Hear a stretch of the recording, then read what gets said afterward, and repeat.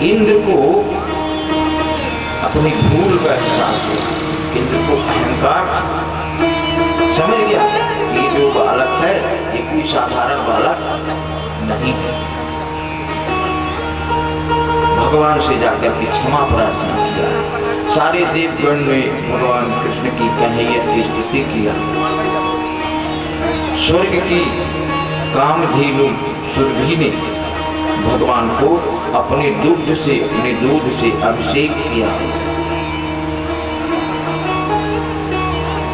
इस तरह से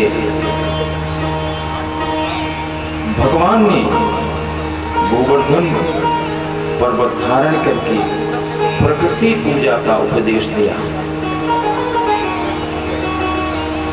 एकादश्यां निराहारः समभ्यर्च जनार्दनम् स्नातुं नन्दस्तु कालिन्द्यां द्वादश्यां जलमाविशत्। एक बार एकादशी तिथि थी।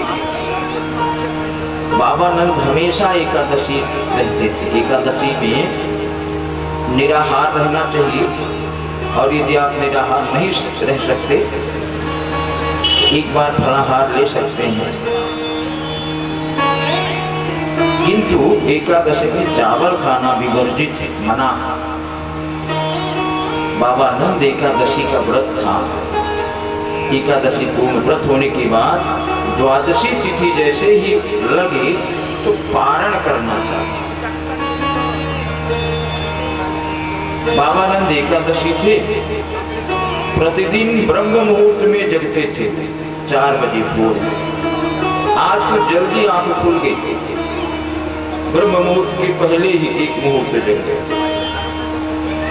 उन्हीं लगा द्वादशी आ जाएगी, यमुना जी का स्नान कर लूं और फिर भगवान का सुबह सुबह ब्रह्म मुहूर्त में भोग लगाऊं और भगवान का चरणामृत लूं।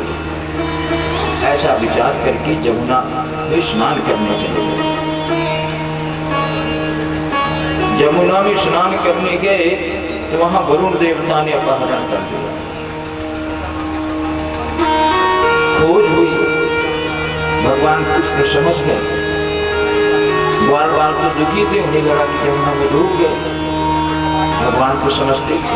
यमुना जी में छलांग लगाई, अंदर गए तो वरुण देवता हाथ जोड़कर खड़े हुए कहा, प्रभु हम बाहर आके आपका दर्शन नहीं कर पाते। आप इनको यहाँ रखने का कारण था कि आपका दर्शन मिल जाए, इसलिए हमने इनको अपने यहाँ छिपा लिया।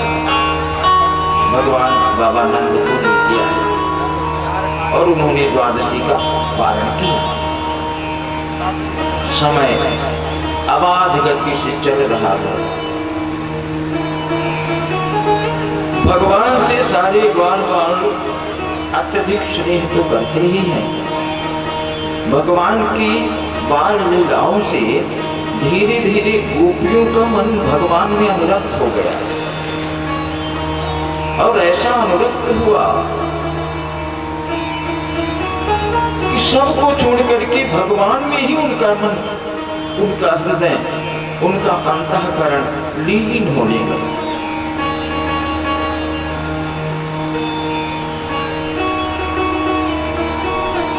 अब वो जो भी कार्य करते हैं किंतु चिंतन उनका हमेशा कृष्ण की ही तरफ है।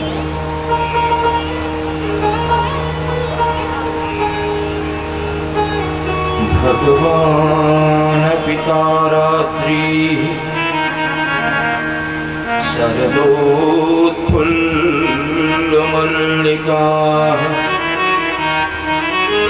वेक्षरन्तुं मनश्चक्रे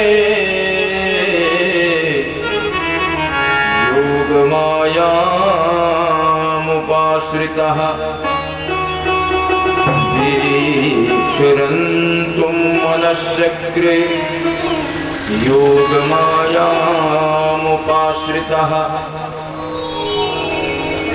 कहते हैं समय बीत रहा है,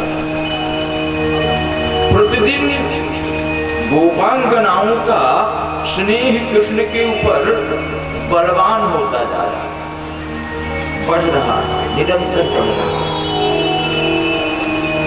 अधिक से अधिक सारी गोपियां भगवान का साहचर्य पाना चाहती हैं। किसी न किसी बहाने जब तक बाबा नंद के घर पहुंच जाते हैं, कभी किसी बुलाने के ही बहाने या कुछ मांगने के बहाने। मांगना तो एक बहाना था, उड़ाना तो एक बहाना था, केवल उनको एक नजर कन्हैया को देखना।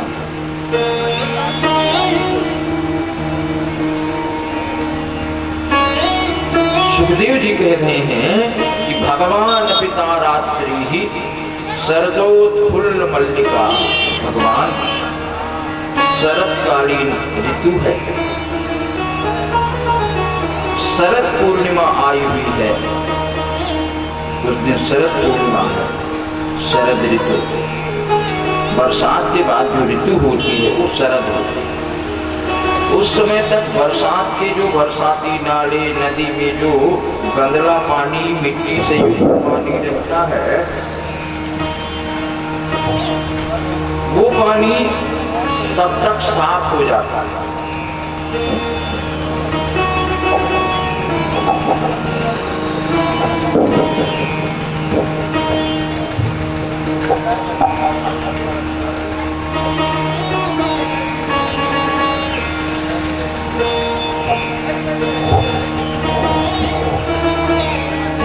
सब कुछ स्वच्छ हो जाता है।